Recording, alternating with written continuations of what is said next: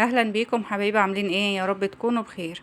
الجو حر بقى وفرهضة ومش عايزين وقفة في المطبخ كتير، عايزين اكلات كده تكون سريعة وتكون يعني مش بتاخد وقت معانا، وفي نفس الوقت تكون حلوة وبرضو يعني تكون على قد الايد كده، اقتصادية بقدر الامكان. هنعمل النهاردة الطاجن الملوكي ده، الاكلة العسل القمر اللي انتوا شايفينها دي. بصدر فرخة واحد هنعمل صينية كبيرة كده تكفي أسرة 4 أفراد. بالمكرونة، طاجن كده مكرونة بالخضار بالجبنة الموتزاريلا. زي ما انتوا شايفينها كده، حاجة عسل بجد من الآخر. لو عملتوها هتعتمدوها على طول، يعني كل شوية ولادكم كده هيطلبوها منكم من جمالها وحلاوتها وسهولتها كمان، يعني في أقل وقت كده هتعمليها. طيب محتاجين ايه بقى هنا؟ محتاجين بقى صدر فرخة واحد، يعني نص صدر فرخة كده، وهنقطعه كده مكعبات صغيرة زي ما انتوا شايفين كده. الاكله دي لو انت فعلا ما عندكيش وقت، مستعجله، راجعه من الشغل او حرانه مش قادره تقفي، متفرهده كده، مش هتاخد معاكي 10 دقايق بالظبط، هتكوني عامله الغدا، هيكون جاهز معاكي. وكمان اكله ايه عظمه، يعني زي ما انتوا شايفين الجمال بتاعها كده. بعد ما قطعنا كده صدر الفرخه قطع كده مكعبات، هجيب طاسه كده، احط مكعب زبده ومعلقتين زيت، وهنزل بيه قطع الفراخ. هديها تشويحة كده، النار طبعا عالية عشان ما تنشفش وتنزل ميتها الفراخ.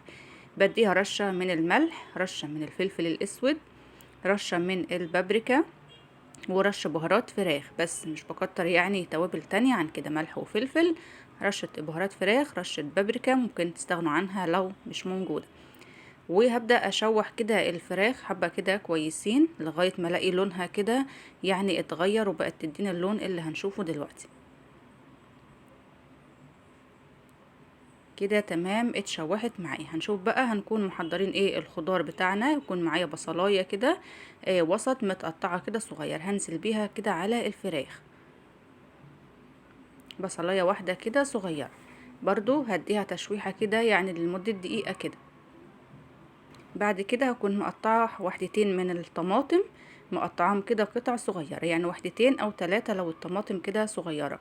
وكمان شوية كده من الفلفل الالوان، يعني لو قرون صغيرة هناخد واحد من كل حاجة، فلفل يعني احمر، اخضر، اصفر. لو مش موجود الفلفل الالوان هتحطي فلفل رومي بس، ممكن قرن فلفل حامي تظبط الاكلة كده معانا. بس يعني الفلفل بيعلي بقى القيمة الغذائية بتاعت الأكلة بتاعتنا، عشان فيه طبعا فيتامينات كتيرة. بعد كده معايا معلقتين كده من الصلصة أو معجون الطماطم، عشان تديني بقى اللون الحلو للخلطة بتاعتنا وللمكرونة، ما يكونش لونها يعني فاتح قوي كده، وفي نفس الوقت مش عايزينها برضو غامقة قوي، يعني حاجات خفافي كده في الحر ده. كل حاجة بحطها بديها تشويحة كده لوحدها. زي ما انتوا شايفين بقى، شايفين كمية الخلطة قد ايه. كمية الخلطة دي تاخد معانا كيس مكرونة من اللي هو النص كيلو، لان الخلطة معانا كتير زي ما انتوا شايفين كده. بعد كده هنزل بكمية المكرونة اللي انا هعملها. مش مسلوقة ولا حاجة، يعني المكرونة دي نية مش مسلوقة، يعني كمان مفيش سلق مكرونة ولا حاجة ان احنا هنقف نسلق مكرونة.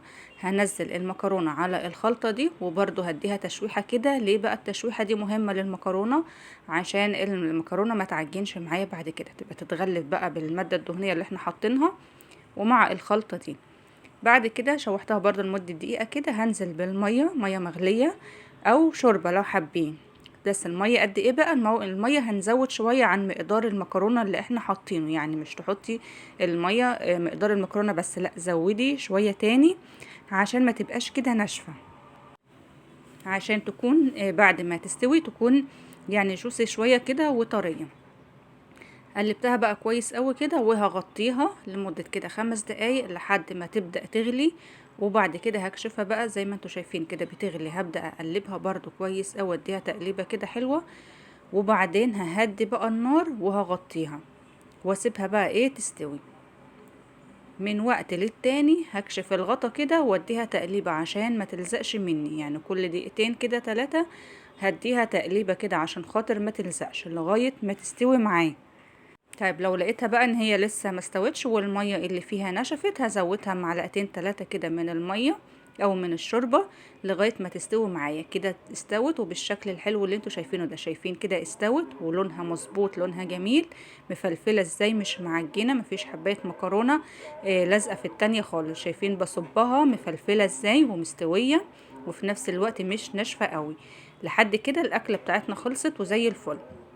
حابين تاكلوها في المرحله دي تمام، حابين بقى ندلعها ونظبطها كده شويه، هفضيها كده في اي طاجن عندك، في اي بايركس صغير، اي صينيه، واحط بقى على الوش شويه جبنه كده موتزاريلا، نظبط بقى بيهم الاكله بتاعتنا كده وندلعها عشان تعجب يعني الولاد، ويبقى كمان شكلها شيك وحلو. لو عندك عزومه ولا حاجه تقدميها كده يبقى شكلها شيك وحلو. هحط شويه كده من الجبنه الموتزاريلا وهدخلها الفرن مده 5 دقايق كده، طبعا كل حاجه مستويه، تتشمع بس وتاخد لون، الجبنه تسيح وتاخد اللون القمر الجميل اللي انتوا شايفينه ده.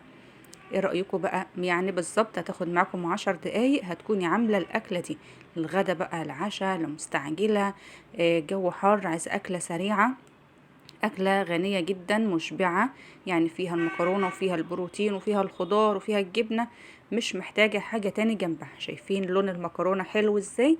غير ان كمان المكرونة كده مفلفلة مش معجنة، لذيذة بجد، لازم تجربوها. ما تنسوش بقى لايك للفيديو.